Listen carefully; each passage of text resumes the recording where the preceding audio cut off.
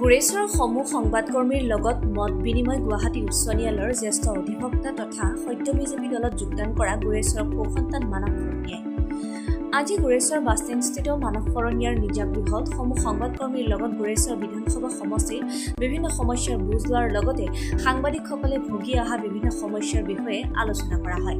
সাংবাদিক পৰমেশ্বৰ ডেকাই আগ ধৰা সভাখনত গুৰেশ্বৰত জ্যেষ্ঠ কনিষ্ঠ সকলো সংবাদকৰ্মীয়ে উপস্থিত থাকি মনৰ ভাৱ প্ৰকাশ কৰে। সাংবাদিকসকলৰ সৈতে মত বিনিময় কৰি মানস শৰণীয়া সকলো সাংবাদিককে একোখন ফুলাম গামোচাৰে সম্বৰ্ধনা জনাই সাংবাদিকসকলক ৰাইজৰ হৈ কাম কৰি যাবলৈ উৎসাহ জনায়।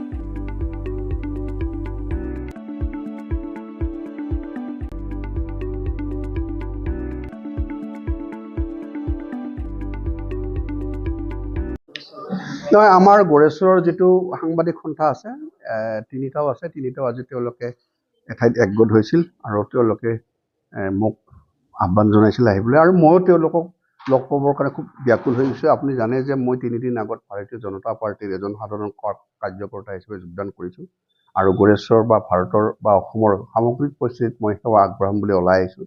আৰু তেওঁলোকক মোৰ যিটো সমাজ সেৱাৰ যিটো লক্ষ্য উদ্দেশ্য সেই বিষয়ে তেওঁলোকে মোৰ লগত এনে বাৰ্তালাপ কৰিছে।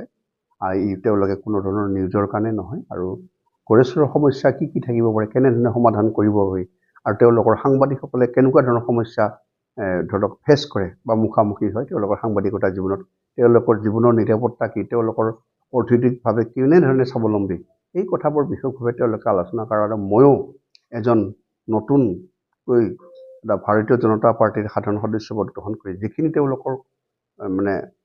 তেওঁলোকৰ অভাৱ অভিযোগ সমস্যা সেইবোৰ যেনেধৰণে সমাধান কৰিলে সুবিধা হয় তেনেকুৱা ধৰণৰ সমাধান কৰাৰ কাৰণে মই ভাৰতীয় জনতা পাৰ্টীৰ যিসকল বিষয়ববী আছে তেওঁলোকৰ সমস্যাসমূহৰ দৃষ্টিগোচৰ কৰি সেইবোৰ সমাধান কৰাৰ এটা মই নিৰ্ণায়ক ভূমিকা ল'ম বুলি তেওঁলোকক মই আশ্বাস দিছোঁ।